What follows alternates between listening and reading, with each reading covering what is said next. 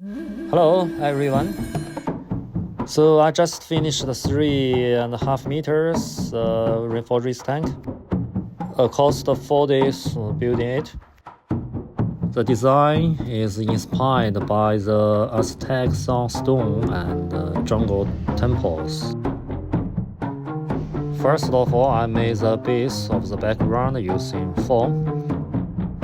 So after that, I added cement to shape the details.